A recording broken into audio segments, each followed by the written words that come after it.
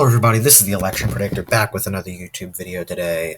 Before I start, I just want to say we are at 139 subscribers, so close to 150, so if we get to 150, hopefully by the end of the month, that would be awesome, so go right ahead and subscribe. But anyway, let's get right into the video. Today, there will be an election prediction, 2024, between Rand Paul and Kamala Harris. Two people that I think are nationwide pretty unpopular. But I do think that Rand Paul is more popular within his party compared to Kamala Harris with popularity in her party.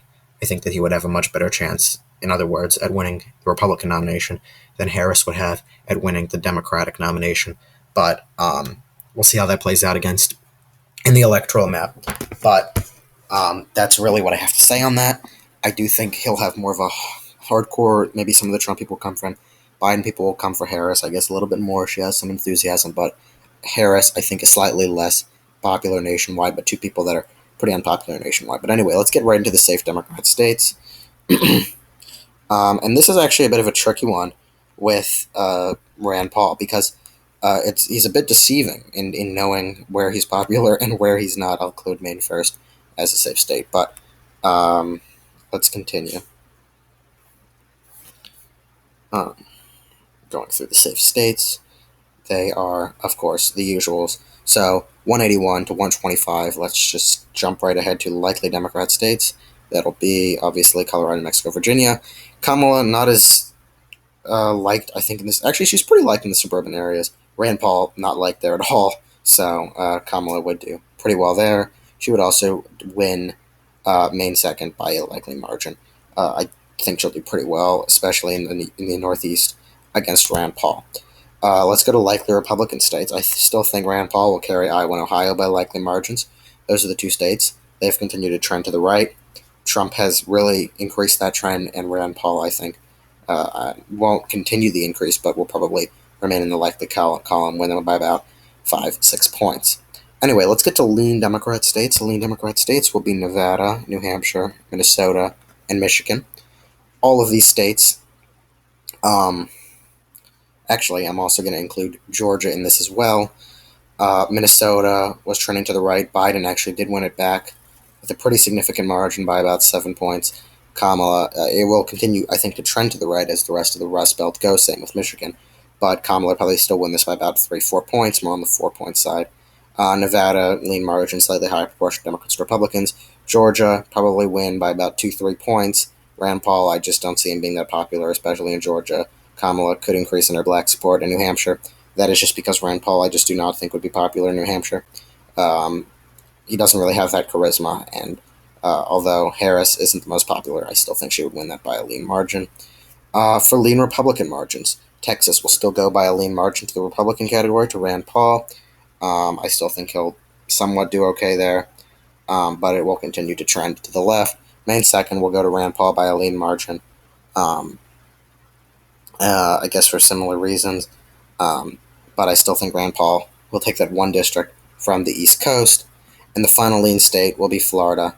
Florida continues to trend to the right, and that is because of the Cuban and Venezuelan and Puerto Rican voter base there voting to the right, and I still think that they will vote to the right for Rand Paul, and I think he'll actually do pretty well with that group, surprisingly. He may even do pretty well with the Hispanics, because Hispanics have continued to vote towards the Republicans, actually, in the last election cycle. I guess you can go back to when Ronald Reagan said this, when he made that deal with the Democrats and granted amnesty to illegal immigrants in the country. People asked Reagan, why in the world would you make this deal? And he said, they're Republicans, they just don't know it yet. Well, Hispanic support has now actually started to tick up for Republicans, so, maybe it was about half a century late, 40 years around, I guess, but I guess it's starting to solidify anyway. With the Hispanic support, Rand Paul would actually win Florida, in my mind, by a lean margin. Now let's get to tilt Democrats. Nebraska second, tilt Democrat, that's a suburban area. I just think it'll be a tilt margin. It's usually very close. Biden beat Trump by a lot in that just because Biden is very popular suburbanly, but Harris and Paul both really equally unpopular there. Paul probably a bit more. Now let's get to tilt Republican states. North Carolina would tilt Republican. This would probably go to Rand Paul by about 0.8, 0.9 points, more to the 1% area. It's Republican. It's just not as Republican as Florida, suburban area as well. But I think that the Republicans will continue to carry North Carolina, at least for another election cycle. Another tilt Republican state would be Wisconsin. This has continued to trend to the right. I think Rand Paul would be able to hold on to Wisconsin, or not hold on to Wisconsin, but win it back and begin that trend cycle with Wisconsin going right for many elections to come after this one. As I say, and I repeat in pretty much every video, Obama won it by about 7 points in 2012. Trump won it by 0.7 in 2016. And then when Biden ran, you'd expect, if it was not a shift, Biden to win it at least by about 4 or 5 points. Only won it by 0.5%. So Wisconsin clearly showing a shift there. And I think Rand Paul will continue that trend. Now let's go over to tilt Democrat states. A tilt Democrat state will be Arizona. Now I think that the Hispanic community will actually go more towards Paul. Obviously, not entirely sure about a majority or not, but it will shift towards Republicans. But Harris will hold on to Arizona for 2024, which makes her the president of the United States, president-elect at 274, 47th president, succeeding Joe Biden by a small margin, but she does win that race there, and I do believe Harris would win Pennsylvania with its 19 electoral votes. Not entirely making the blue wall fall, but very, very close to falling there. But anyway, that's 293 to 245. Kamala Harris wins this election against Rand Paul.